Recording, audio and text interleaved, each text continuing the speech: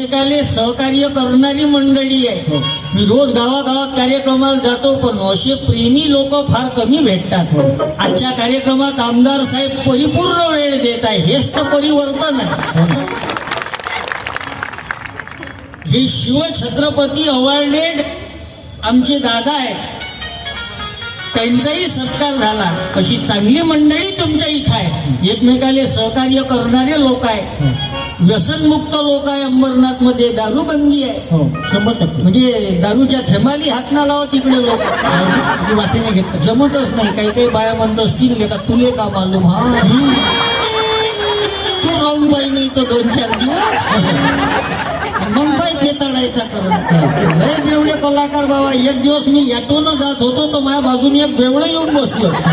दिसाली असं बंपर होतं. बंपर फुल दारू पिऊन बसला माझ्या बाजूने. बरोबर बसला गुपचाप नाही बसतो.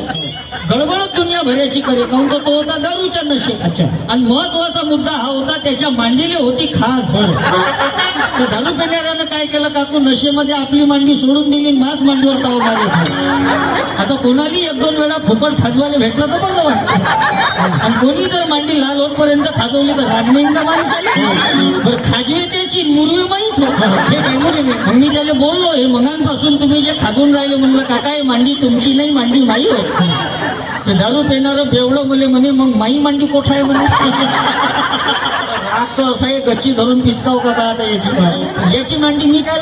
मी त्याला म्हणलंय बा, म्हणलं तुमची मांडी मी काय पाहूची म्हणलं, तुम्ही तुमचं का म्हणलं. मग 15 मिनिटानंतर माझा स्टॉप आला. मी ॲटोच्या खाली उतरलो तर ते बेवडं मुले म्हणे, बापू मगाशी का सांगणार होता म्हणे तू. मला आता का सांगायचं राहिलं म्हणलं. पान म्हणलं पुरी मांडी सुजवली म्हणलं तुम्ही.